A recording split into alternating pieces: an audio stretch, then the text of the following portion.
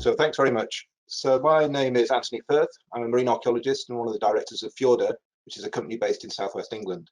I'd like to thank NAS for setting up these COVID presentations to spread the word about marine archaeology while we are all keeping safe. I'd also like to thank Innes McCartney for setting the scene for First World War marine archaeology in last week's presentation. I'm going to talk to you today about the Wreck of Hms Falmouth, which was a light cruiser lost off the Yorkshire coast during the First World War. Today's presentation is based largely on work carried out in 2014 to 2016 with the support of Historic England, which I'm very pleased to acknowledge. Most of the work has involved piecing the story of the ship back together. I've spoken with divers who know the wreck and who have provided photographs and videos, but although I am a diver myself, I've yet to dive on HMS Falmouth. There are three principal themes to my presentation. The first is that finding previously undiscovered shipwrecks is pretty exciting, but it can be just as important to uncover the story and significance of wrecks that are already known. The second theme is one of reconnection. As with many wrecks, the physical remains of HMS Falmouth became severed from other records of the ship, documents, photographs, stories, and so on. These are widely dispersed among a range of archives and collections. Online resources and social media are making it much easier to reconnect wrecks with their records, even where they've been separated. But this isn't only a case of reconnecting different kinds of evidence. Rather, it's an opportunity to reconnect the ship to the people who designed and built it, to those who served aboard, and to those who were affected by its loss. The third theme is about looking beyond the wreck in its current condition to the original ship and to its wider landscape. Even a tangle of plates on the seabed can provide a prism through which we can see back through time. Now, the wreck of HMS Falmouth lies just to the south of Flamborough Head. So here's Falmouth and Flamborough Head here, and Bridlington just tucked around the corner. Its location underscores the importance of the North Sea as the critical arena of naval conflict from August 1914 to August 1916. HMS Falmouth is not a newly discovered wreck. Its position and identity has been known since it sank, and it has been dived recreationally since the 1970s. However, the wreck has been somewhat unloved. It has been subject to repeated salvage and dispersal efforts since its loss, and it's in a degraded condition.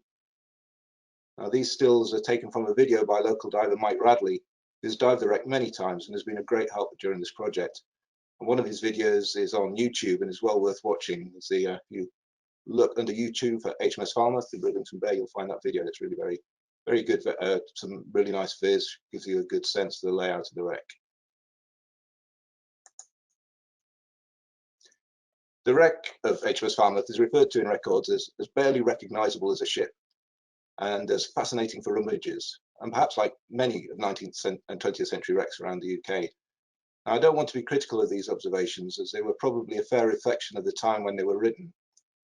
However, survey and imaging technologies are having a massive effect on our ability to see and make sense of quite badly degraded wrecks, and the internet and online collections are making it easier to find documents and photographs that detail their former appearance. Consequently, wrecks that were once barely recognisable and fit only for rummaging are increasingly worth a second look. Now, after most of my work had been completed, the wreck of HMS Falmouth was designated under the Protection of Military Remains Act. Although there's no restriction on diving on a look but don't touch basis, physical interference with the wreck, such as rummaging, is no longer allowed. Turning now to the history of the wreck, the basic story of HMS Falmouth's loss was quite well known before this project commenced.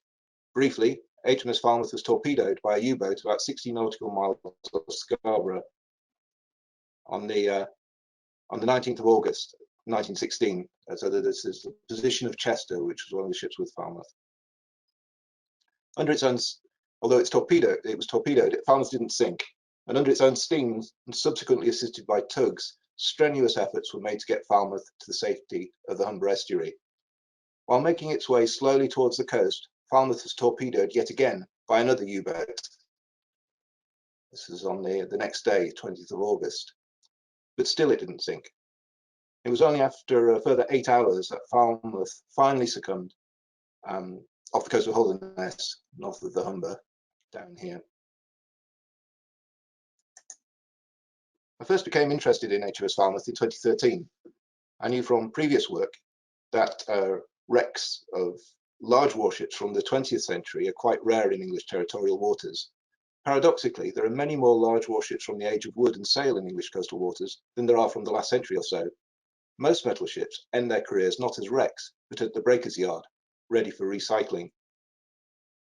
Also, very few large 20th century ships have been preserved, and even the civil shipyards on the Clyde and in northeast England, where most metal ships were built, have now been erased. This photograph shows Falmouth under construction at Beardmore's Dalmuir Yard on the Clyde, and the yard now lies under a business estate, a community park and a hospital. Now, despite the huge importance of shipbuilding, seafaring and naval conflict to UK history in the late 19th and early to mid 20th century, the only place where you'll find extensive physical remains is on the seabed. And that's a massive contrast with other aspects of our military, industrial and social history for the modern period. I found out about HMS Falmouth because I've been looking at other First World War shipwrecks on the East Coast and a project for Historic England on the war channels. The war channels are a line down the east coast of England. This is the war channel here, just a small segment of it, and the Wreck of Falmouth here. Now, the wrecks associated with the war channels are mainly cargo vessels, plus fishing boats, minor warships such as minesweepers and patrol craft, and the remains of U-boats. Now, when the records of the war channels included a cruiser in the midst, I was intrigued. I soon realised that the somewhat overlooked wreck was highly significant, and that people could be made much more aware of this important historic shipwreck lying just off the coast. My initial work for Historic England centred on developing a statement of significance, which was really to set out why it was that this was an important wreck, and also to raise public awareness during the First World War centenary, especially amongst the non-diving public. Before saying a little more about the project, I'd like to provide some background about the ship. HMS Falmouth was a town-class light cruiser. There were 21 towns in total, modern and capable ships that were heavily engaged in numerous actions during the First World War. But after the war, they were all surplus to requirements and scrapped. There were quite significant variations between the subclasses. The details for Falmouth is over here. The details here of Falmouth. They give a sense of their overall dimensions. Over 5,000 tons displacement and approaching 140 meters in length. And here's the list of the towns in their various subclasses. Now, one ship, Adelaide, down here, in the Royal Australian Navy, had a slightly different career. It wasn't completed until after the First World War in 1922 and served on into the Second World War, but it too was scrapped in 1949. So the only two towns that were not scrapped were those that sank on the same day in August 1916, HMS Nottingham and HMS Falmouth. HMS Nottingham was lost further out in the North Sea and is yet to be relocated, which leaves the wreck of HMS Falmouth as the only known survivor of this important class of ships. As I've noted already, the town class were light cruisers. In keeping with the dreadnought revolution, they were powered by steam turbines and consequently quite fast. They were protected by armour, and they had a hefty armament, predominantly 6-inch guns, plus hull-mounted torpedoes. Unlike other light cruisers of the First World War, the towns had a long range, capable of operating across the huge distances of the British Empire. The towns served two sets of roles, working with the fleet in home waters to scout for and screen the bigger ships, and with a huge range, defending global sea lanes and providing offensive capability in distant waters. Now, David Lyon, who wrote about the towns in the 1970s, declared that the underpublicised and underestimated towns were arguably the best cruisers of the First World War. Key actions including the towns include HMS Glasgow's part in the destruction of SMS Leipzig in the Battle of the Falkland Islands, and helping to intercept the cruiser SMS Dresden in the Juan Fernandez Islands in the Pacific. Chatham, Dartmouth and Weymouth tracked down and blockaded the cruiser SMS Königsberg in the Rufiji Delta in East Africa. And HMAS Sydney defeated the raiding cruiser SMS Emden at the Cocos Islands in the Pacific. Towns also served extensively in the Mediterranean and the Adriatic, including at Gallipoli and the Straits of Durazzo in 1915 and 1918, and the Battle of the Strait of Otranto in 1917. One of the things I've enjoyed most about this project has been reading the personal accounts of life aboard HMS Falmouth, which really helped the ship to come alive as a place where people lived, served and fought. There are several personal accounts of HMS Falmouth in the archives. One that I would particularly like to flag is that of Stuart Arnold Piers, who was a junior gunnery officer aboard Falmouth. Piers provides all sorts of details of life and work aboard HMS Falmouth. For me, his most striking comment is this one, at the very end of his account of Falmouth sinking. For the present, the loss of that ship, the symbol to me of my home, my work, my play, my life, my companion in danger, hits me too hard without enlarging on the grit and pluck and refusal to acknowledge defeat which she displayed. Even better has been material from personal family archives that people have made available having heard about my project. This material, diaries, photographs, documents, has added considerably to the personal dimension of this warship. I'm going to draw on a few of these privately held sources in the remainder of this presentation. As an example, I'd like to highlight Victor Rayson, a stoker aboard HMS Falmouth, who kept a diary from the start of the war through to the loss of HMS Falmouth. It's a fascinating account, coming as it does from a member of the crew rather than an officer. And I'm very grateful to Neil Fisher for making Victor Rayson's diary available to me. Victor's on the left here, seated in the studio photograph, and is in the centre with the ball and the cup in the photograph of the Falmouth's football team. And the back of his diary records the scores for their matches against other towns. Actually, Stuart Piers is here, just sat behind him. Victor survived the loss of HMS Falmouth, but tragically, he was killed with the entire crew of HMS Raccoon when it sank in heavy weather near Malin Head in January 1918.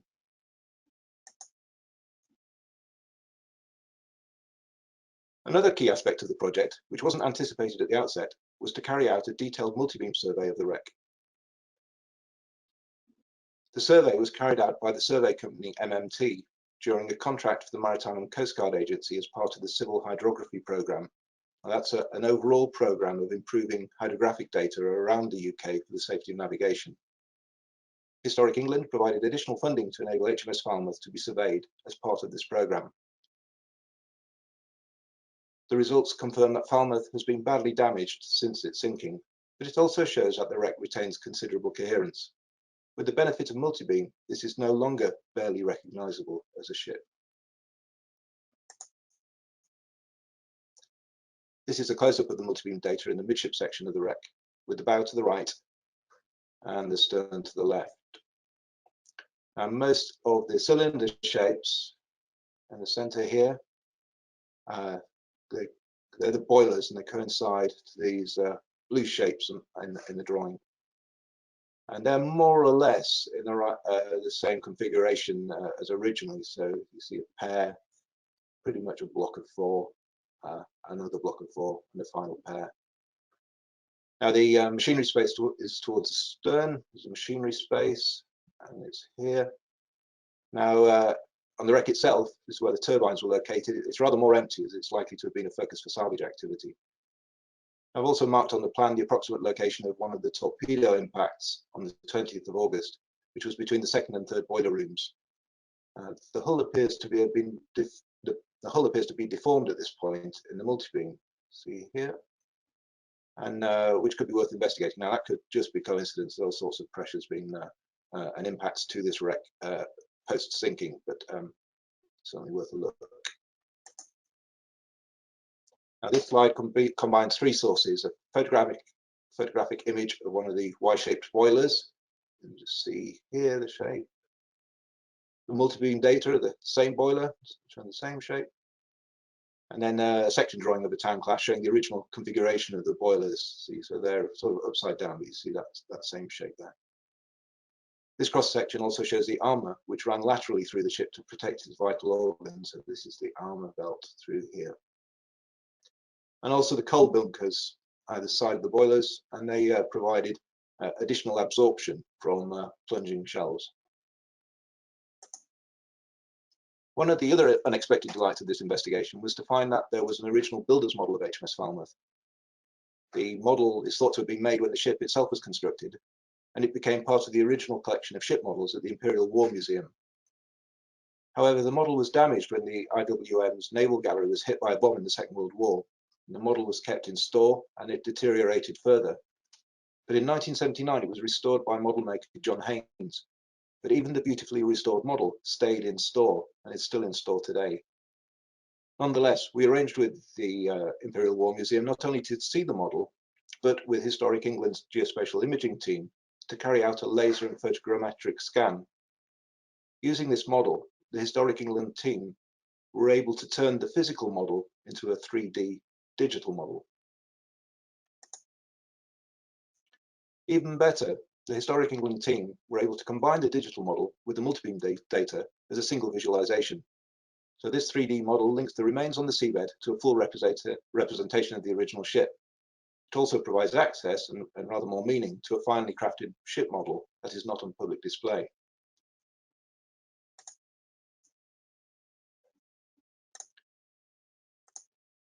Historic England published the combined visualization on Sketchfab, where it is accessible to everyone. It offers a great way to explore the ship and the wreck, even during lockdown. So I've done this as a video clip just to give you an idea of the model. But if you go on Sketchfab, you can move around at your leisure and click on the points, which have got various bits of information about the ship too, just to give you a sense of the how the model works on the screen.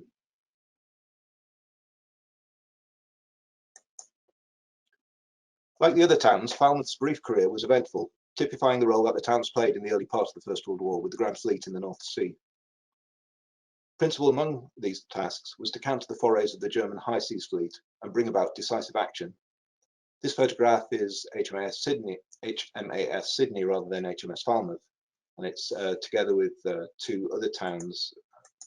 You can see here there's one here, and there's actually one right in the distance also.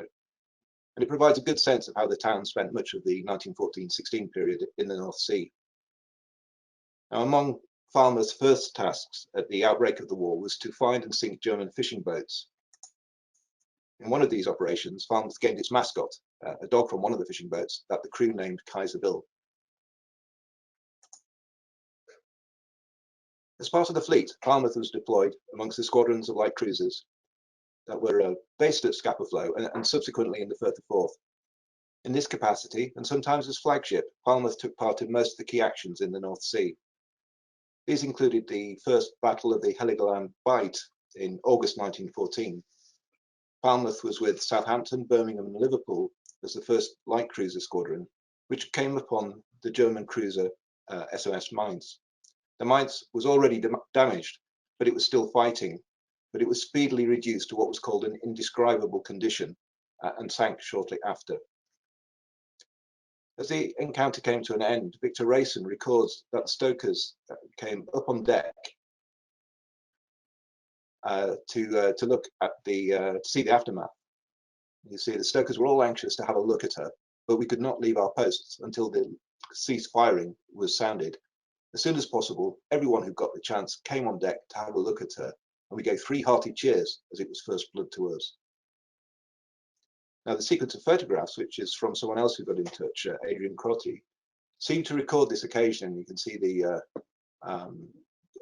members of the crew looking at their quarry and then moving off again. And Rayson says in the following lines that they had to go back down below because another ship had been sighted, another German ship had been sighted. So this is quite a nice collection here, which we're able to combine the diary account with a sequence of photographs. Now, the sequence of photographs is not definitely from Falmouth. It's certainly from one of those 4 town classes. It's a town class light cruiser, but it's not definitely from Falmouth. So that's one thing that it would be either, well, good to either tie together or not. Falmouth also took part in the attempted interception of German ships returning from the bombardment of Scarborough, Whitby and Hartlepool in December 1914. Falmouth was in the light cruiser squadron with Nottingham, Birmingham and Southampton. Perhaps you can make these out, all proceeding in parallel, heading westwards to intercept the German ships, which were heading eastward.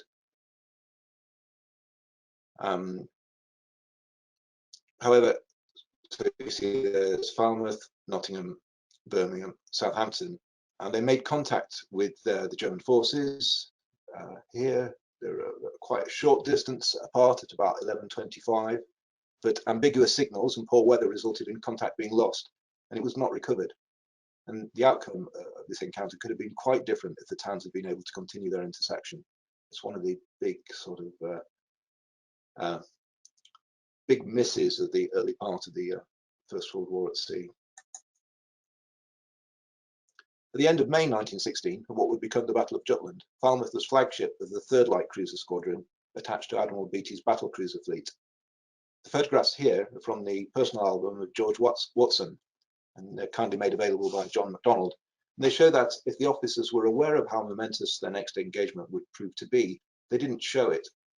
And Kaiser Bill seemed pretty relaxed too. Here he is, relaxing with the officers. Now, improbable as it may seem, these images tally with the account of Temporary Surgeon Lieutenant McAlpine, who noted that after a good lunch, most of us went to sleep on the quarterdeck in the sun.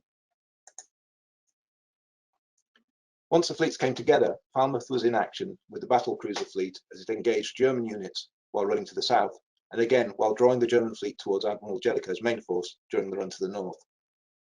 Falmouth was the first ship to sight Jellicoe's main force. When the fleets merged to cross the T of the approaching German fleet, Falmouth was at the very head of the combined force. Perhaps the ultimate line of battle, and truly staggering display of naval might. I've gone and displayed it sort of east to west rather than up and down, because this is the direction they were steaming, cutting across the German high seas fleet. In the battle, Falmouth, which is shown here in this drawing, Falmouth reportedly fired more rounds than any other light cruiser, engaging several German cruisers, including the battle cruiser Lutzow. Although shells exploded all around, Falmouth received just one glancing blow, severing the communications on its foremast. Now, Lieutenant Piers was in the foretop when the mast was hit below him, and he felt it quiver. He recounted that we were surrounded by splashes and bursting shell, but the long, slim shape beneath me slid unharmed through it all.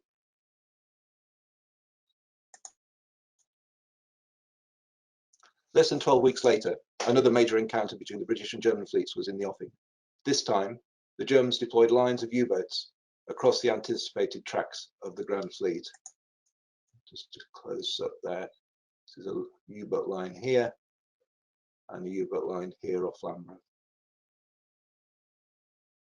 The opposing fleets missed each other, but both Nottingham here and Falmouth here were hit by the waiting lines of U-boats. Nottingham was torpedoed at about 6 in the morning, and again at 6:25, sinking at 7:10, and 43 of her crew were killed. As I related earlier, Falmouth survived the initial attack by U-66 in the late afternoon of 19th of August, and most of the crew were taken off. 2 had been killed in the attack, and another died of wounds. A man was also killed as he fell between Falmouth and the trawler Cooksin that was taking the men off. The attack at noon on 20th of August by U-63 killed a further 8 men in No.3 Stokehold. Falmouth eventually sank 8 hours later off Holderness. Even though the fleets did not meet on the 19th of August, the encounter, including the loss of Nottingham and Falmouth, marked a turning point in the war at sea. Jellicoe concluded that the danger from U-boats and mines was too great to take the Grand Fleet into the southern North Sea, while Germany switched its U-boats back to the war against merchant shipping, which Innes detailed in his presentation last week. The wreck of HMS Falmouth is by no means the prettiest or most complete wreck in UK waters, but I hope that I've shown it to be an important wreck nonetheless. As well as reminding us of its own story and the story of Falmouth's people, the wreck is a rare survivor of the town-class light cruisers that played such active roles in the First World War. The wreck also provides a direct link to the fleet actions of the first half of the war, and, as it finally fell to the repeated attacks of U-boats in the battlefield of the North Sea, it marks a pivot point in naval history. The wreck of HMS Falmouth still has much to tell us, and it's very encouraging to know that further work, including the photogrammetric survey of the wreck, is currently being planned. If you've been intrigued by this brief introduction to the wreck of HMS Falmouth, then there's more detail available through several online resources.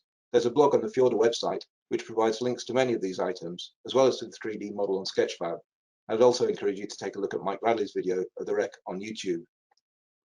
I'd like to draw particular attention to a new article about HMS Falmouth in the NAS Journal, the International Journal of Nautical Archaeology.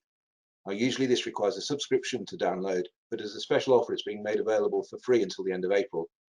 As well as the article itself, the statement of significance is included as supporting information.